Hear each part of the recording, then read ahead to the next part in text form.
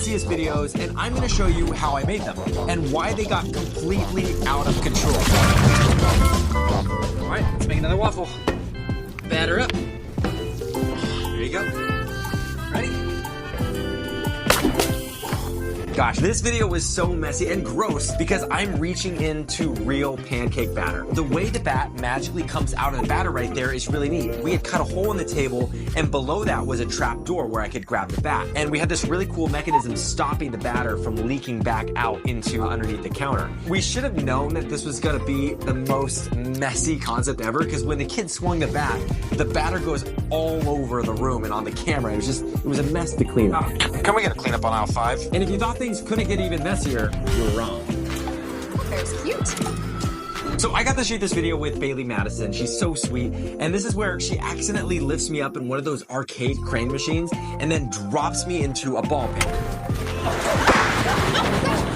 But to pull this off, we built this set in the studio to look like an arcade because we needed to rig the stunt lines into the beams overhead. And we wanted the balls to spill out everywhere when I fall into this ball pit. And so we rigged that front of that door to open up and spill perfectly when I am on impact. And of course, it was always a big cleanup after each take. So sorry. My team is notorious for pulling pranks, and they pulled a great prank on me that day. So come to the front right here. It's super cool because from like the perspective of it. And I decided today is the day I'm gonna get him back. So I'm gonna go prank my art team. That'll be at the end of this video. Oh, woo, okay, this is gonna be easy. Sorry, buddy.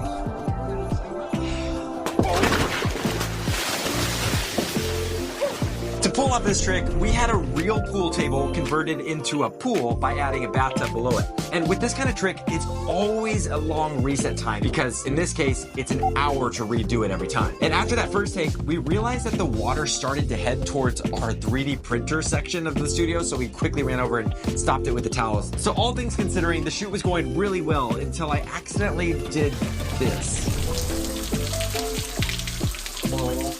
This isn't the waterproof 8. It's an expensive mistake. Actually, that was like the most expensive part of the video. But compared to this next one, that's not even that bad.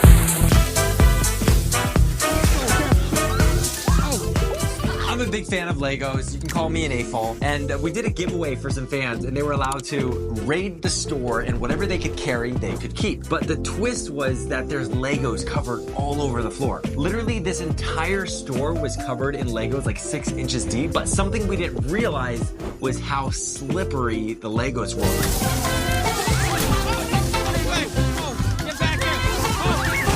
It felt terrible.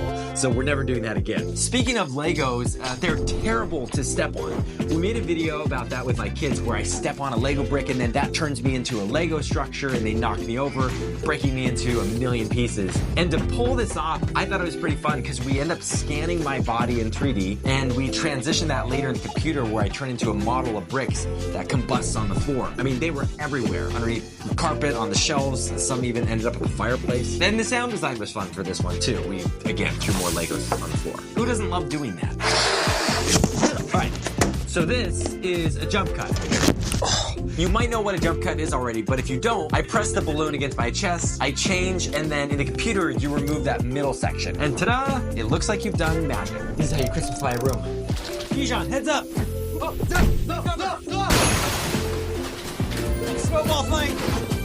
Now, this video you're watching looks like it probably was a jump cut, but it actually was 2 unique sets that were duplicates, one that was the before and one that was the after covered in snow. And to move between those without a jump cut, I get on a dolly that has a set and it moves over to that second door where I'm able to open it up and walk in the snow. And the thing I didn't realize is how slippery that fake snow was. Snow Wonder is the slipperiest stuff in the world.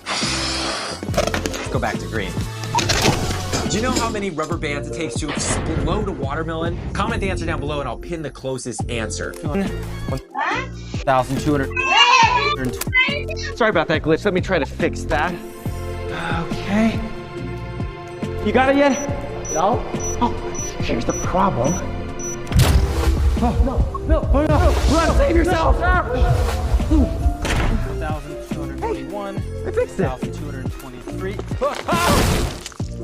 For this video, I had to get watermelon juice thrown in my face at a very fast speed, and we mixed it with cornstarch to make it look thicker, like the thick watermelon juice, and things got worse because we had to do 2 takes. And when you thought it couldn't get any worse, it could. We have a room that can rotate 360 degrees, and it allows us to pull off these amazing angles where it looks like the person's defying gravity. We're doing it with this trick where it's supposed to look like I'm pouring acrylic paint at the audience towards the camera, but I'm actually upside down because I'm in the rotating room and the paint goes towards me. The problem of this one is we can only shoot it once because 1, the paint tastes terrible, but it actually stained me. So we only had 1 take. Once we realized I was wiping it off, I'm stained blue like in Avatar. So this is what I would look like if I was in the movie. James Cameron, I would love to be in the movie. So I got to do a concept with iJustine where we're doing the classic soda and Mento reaction explosion. But in this, the soda turns out to be really large because of the perspective trick. Look out! Oh my gosh! Get out of here! No! What? Stop Oh it! my goodness! So you've probably seen a lot of YouTubers use this elephant toothpaste, which is basically a chemical reaction that creates foam. Honestly, I should have Mark Rober explain it better. The main ingredient for elephant's toothpaste is hydrogen peroxide. If you add a catalyst like potassium iodide, you can make that happen almost instantly. So that's cool, but we can make it way more impressive if we add 1 key ingredient, soap. And you have to be super careful because this stuff can get really hot. So when you see us running here, we're literally like running for our lives. But if you thought that one was bad, take a look at this. Can I get some more gravy? Yep, coming up. Remember this one strange year where we had to have Thanksgiving over Zoom? Well, that's the concept that we wanted to do. And unfortunately for my friend Jace, he had to get covered in real Thanksgiving gravy for this. I'm sure it smelled amazing, but he was a trooper and he did it so many times, it just felt so bad for him. Way to go, Jace. Everyone give Jace some love in the comments.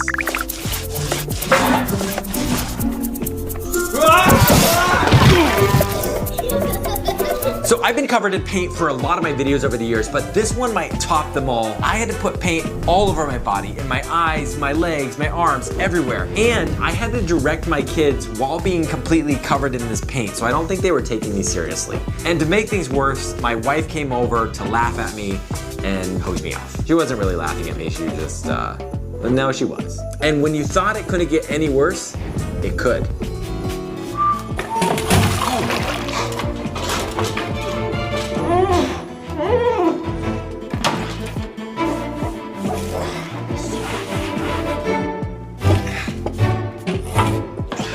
So I've always wondered, what if a museum janitor accidentally spilled something on a priceless painting? For this one, we used real tomato soup, and I'm so glad you can't smell my videos because this one was awful. The real stench of the tomato soup everywhere on set was just nasty. And for some reason, we didn't have a can opener on set. We should have thought that one through. One of the takes, our producer fell through the set, but luckily he was okay. He did get soup all over the floor, and we had to hose him off, and it was just, the smell was bad. Now, I did promise we'd prank my art team to get back at them for what they did earlier, so let's go do that. Also, don't forget to watch this video.